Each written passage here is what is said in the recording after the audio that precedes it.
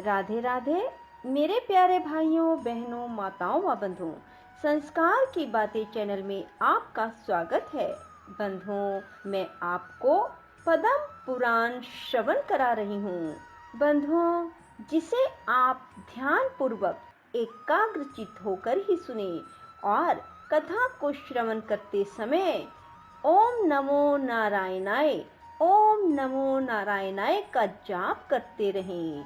बंधुओं, यदि आपने हमारे YouTube चैनल को अब तक सब्सक्राइब नहीं किया तो जरूर करें और बेल आइकन दबाना ना भूलें, ताकि आपको हमारी आने वाली सभी वीडियोस की जानकारी सबसे पहले हो सके। बंधुओं, कथा को पूरी सुनने के बाद कमेंट बॉक्स में ओम नमो नारायणाय, ओम नमो नारायणाय, ओम नमो नारायणाय अवश्य लिखें। पुलत्स्य जी कहते हैं, वह पुत्र वत्सला धेनु बड़ी सत्यवादिनी थी। पूर्वोक्त प्रकार से शपथ करके जब वह व्याघ्र की आज्ञा ले चुकी, तब गोष्ठ की ओर चली। उसके मुख पर आंसुओं की धारा बह रही थी। वह अत्यंत दीन भाव से कांप रही थी। उसके हृदय में बड़ा दुख था। वह शोक के समुद्र में डूबकर बारंबार डंकराती थी। नदी के किनारे गोष्ठ पर पहुंचकर उसने सुना, बछड़ा पुकार रहा है। आवाज कान में पड़ते ही वह उसकी ओर दौड़ी और निकट पहुंचकर नेत्रों से आंसू बहाने लगी। माता को निकट पाकर बछड़े ने शंकित होकर पूछा, माँ, मैं तुम्हें प्रसन्न नहीं देख रहा हूँ। तुम्हारे हृदय में शांति दिखाई नहीं दे रही है। तुम्हारी दृष्टि में भी व्यग्रता है। आज तुम अत्यंत डरी हुई दिख रही हो। नंदा बोली, बेटा, स्तनपान करो, यह हम लोगों की अंतिम भेंट है। अब से तुम्हें माता का दर्शन दुर्लभ हो जाएगा। आज एक दिन मेरा दूध पीकर कल सवेरे से किसका पियोगे? बस मुझे अभी लौट जाना है। मैं शपथ करके यहाँ आई हूँ। भूख से पीड़ित बाघ को मुझे अपना जीवन अर्पण करना है। बछड़ा बोला, माँ, तुम जाना चाहती हो, वहाँ मैं भी चलूंगा। तुम्हारे साथ मेरा भी मर जाना ही अच्छा है। तुम ना रहोगी तो मैं अकेले भी तो मर ही जाऊंगा।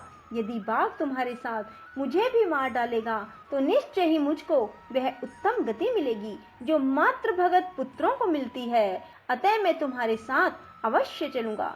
माता से बिछड़े हुए बालक के जीवन का क्या प्रयोजन? केवल दूध पीकर रहने वाले बच्चों के लिए माता के समान दूसरा कोई बंधु नहीं।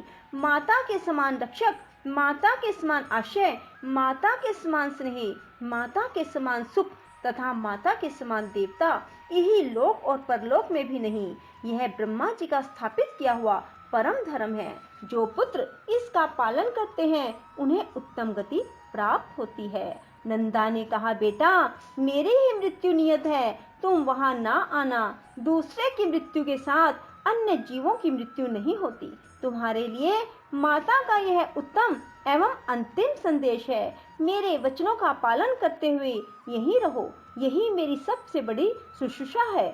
जल के समीप अथवा वन में विचरते हुए कभी प्रमाद ना करना। प्रमाद से समस्त प्राणी नष्ट हो जाते हैं। लोभवश कभी ऐसी घास को चरने के लिए ना जाना जो किसी दुर्गम स्थान में उगी हो, क्योंकि लोभ से यही लोक और परलोक में भी सबका विनाश हो जाता है। लोभ से मोहित होकर लोग समुद्र में, घोर वन में तथा दुर्गम स्थानों में भी प्रवेश कर जाते हैं। लोभ के कारण विद्वान पुरुष भी भयंकर पाप कर बैठता है। लोभ, प्रमाद तथा हर एक के प्रति विश्वास कर लेना, इन तीन कारणों से जगत का नाश होता है।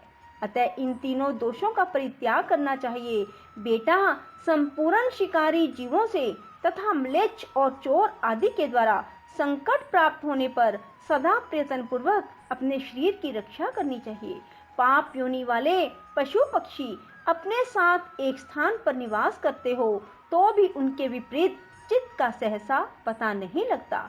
नख वाले जीवों का नदियों का, सींग वाले पशुओं का, शस्त्र धारण करने वालों का, स्त्रियों का तथा दूतों का कभी विश्वास नहीं करना चाहिए।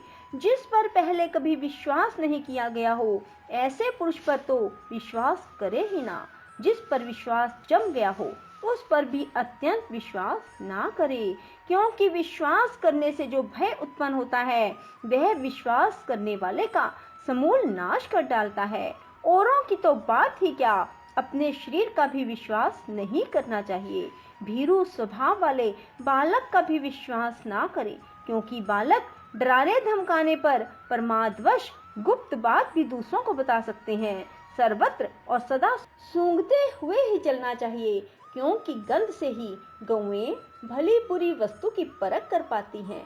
भयंकर वन में कभी अकेले ना रहें, सदा धर्म का चिंतन करें। मेरी मृत्यु से तुम्हें घबराना नहीं चाहिए, क्योंकि एक ना एक दिन सबकी मृत्यु निश्चित है। जैसे कोई पथिक छाया का आश्रय लेकर बैठ जाता है, विश्राम करके फिर वहां से चल देता है, उसी प्रकार प्राणियों का समागम होता है। बेटा, तुम शोक छोड़कर मेरे वचनों का पालन करो। पुलसत्य जी कहते हैं, यह कहकर नंदा पुत्र का मस्तक सूंघकर उसे चाटने लगी और अत्यंत शोक के वशीभूत हो डबडबाई हुई आंखों से बारंबार लंबी सांस लेने लगी। तदंतर बारंबार पुत्र को निहार कर वह अपनी माता, सखियों और गोपियों के पास जाकर बोली, माता जी, मैं अपने झुंड के आगे चरती हुई चली जा रही थी। इतने में ही एक व्याघ्र मेरे पास आ पहुंचा। मैंने अनेकों सुगंधे खाकर उसे लौट आने का विश्वास दिलाया है, तब उसने मुझे छोड़ा है। मैं बेटे को देखने आप लोगों से मिलने के लिए चली आई थी, अब फिर वहीं जा रही हूँ। माँ, मैंने अपने दुष्ट स्वभाव के कारण तुम्हारा जो जो अपराध किया हो वह सब क्षमा करो। अब अपने इस नाती को लड़का करके मानना। प्यारी सखियों, मैंने जानकर या अनजाने में यदि तुमसे कोई अप्रिय बात कह दी हो अथवा कोई अपराध किया हो तो उसके लिए तुम सब मुझे क्षमा करना। तुम सब संपूर्ण सद्गुणों से युक्त हो, तुम में सब कुछ देने की शक्ति है। मेरे बालक पर सदा क्षमा भाव रखना। मेरा बच्चा दीन, अनाथ और व्याकुल है, इसकी रक्षा करना। मैं तुम्ही लोगों को इसे सौंप रही हूँ, अपने पुत्र की भांति इसका पोषण करना। अच्छा, अब क्षमा मांगती हूँ, मैं सत्य को अपना चुकी हूँ, अतः अब मैं व्याघ्र के पास जाऊंगी।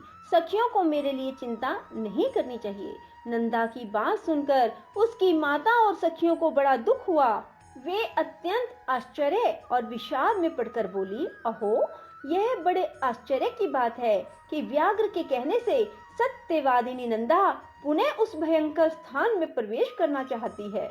शपथ और सत्य के आशय से शत्रु को धोखा दे अपने ऊपर आए हुए महान भय का यत्न पूर्वक नाश करना चाहिए।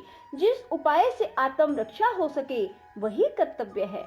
नंदे, तुम्हें वहां नहीं जाना चाहिए। अपने नन्हे से शिशु को त्याग कर सत्य के लोभ से जो तू वहां जा रही है, यह तुम्हारे द्वारा अधर्म हो रहा है। इस विषय में धर्मवादी ऋषियों ने पहले एक वचन कहा था, वह इस प्रकार है, प्राण संकट उपस्थित होने पर शब्दों के द्वारा आत्म रक्षा करने में पाप नहीं लगता। जहाँ असत्य बोलने से प्राणियों की प्राण रक्षा होती हो, वहाँ वह असत्य भी सत्य है और सत्य भी असत्य है। नंदा बोली, बहनों, दूसरों के प्राण बचाने के लिए मैं भी असत्य कह सकती हूँ, किंतु अपने लिए, अपने जीवन की रक्षा के लिए मैं किसी तरह झूठ नहीं बोल सकती। जीव अकेले ही गर्भ में आता है, अकेले ही मरता है, अकेले ही उसका पालन पोषण होता है, अकेले ही वह सुख दुख भोगता है। अतः मैं सत्य बोलूंगी। सत्य पर संसार टिका है। धर्म की स्थिति भी सत्य में ही है। सत्य के कारण ही समुद्र अपनी मर्यादा का उल्लंघन नहीं करता। राजा बलि भगवान विष्णु को पृथ्वी देकर स्वयं पाताल में चले गए और छल से बांधे जाने पर भी सत्य पर ही डटे रहे। गिरिराज विंध्य अपने 100 शिखरों के साथ बढ़ते बढ़ते बहुत ऊंचे हो गए थे, किंतु सत्य में बंध जाने के कारण वे अपने नियम को नहीं तोड़ते। स्वर्ग, मोक्ष और धर्म सब सत्य में प्रतिष्ठित हैं। जो अपने वचन का लोप करता है, उसने मानो सबका लोप कर दिया। सत्य अगाध जल से भरा हुआ तीर्थ है। जो उस शुद्ध सत्य में तीर्थ में स्नान करता है, वह सब पापों से मुक्त होकर परम गति को प्राप्त होता है। 1000 अश्वमेध यज्ञ और सत्य भाषण, ये दोनों यदि तराजू पर रखे जाएं, तो 1000 अश्वमेध यज्ञों से सत्य का ही पलड़ा भारी होगा। सत्य ही उत्तम तप है, सत्य ही उत्कृष्ट शास्त्र ज्ञान है, सत्य भाषण में किसी प्रकार का क्लेश नहीं, सत्य ही साधु पुरुषों की परख के लिए कसौटी है, वही सत्पुरुषों की वंश परंपरागत संपत्ति है। संपूर्ण आशयों में सत्य का ही आशय श्रेष्ठ माना गया है। वह अत्यंत कठिन होने पर भी उनका पालन करना अपने हाथ में है। सत्य संपूर्ण जगत के लिए आभूषण रूप है। जिस सत्य का उच्चारण करके मलेच्छ भी स्वर्ग में पहुंच जाता है, उसका परित्याग कैसे किया जा सकता है। सखियां बोली, नंदे तुम संपूर्ण देवताओं और दैत्यों के द्वारा नमस्कार करने योग्य हो, क्योंकि तुम परम सत्य का आश्रय लेकर अपने प्राणों का भी त्याग कर रही हो, जिनका त्याग बड़ा ही कठिन है। कल्याणी, इस विषय में हम लोग क्या कह सकती हैं? तुम तो धर्म का बीड़ा उठा रही हो। इस सत्य के प्रभाव से त्रिभुवन में कोई भी वस्तु दुर्लभ नहीं। इस महान त्याग से हम लोग यही समझती हैं कि तुम्हारा अपने पुत्र के साथ उपयोग नहीं होगा। जिस नारी का चित्त कल्याण मार्ग में लगा हुआ है, उस पर कभी आपत्तियां नहीं आती। बोलो विष्णु भगवान की जय हो। राधे राधे, जय श्री कृष्णा। बंधुओं, यदि आपको हमारी वीडियो पसंद आए तो इसे लाइक करें और शेयर भी जरूर करें। धन्यवाद।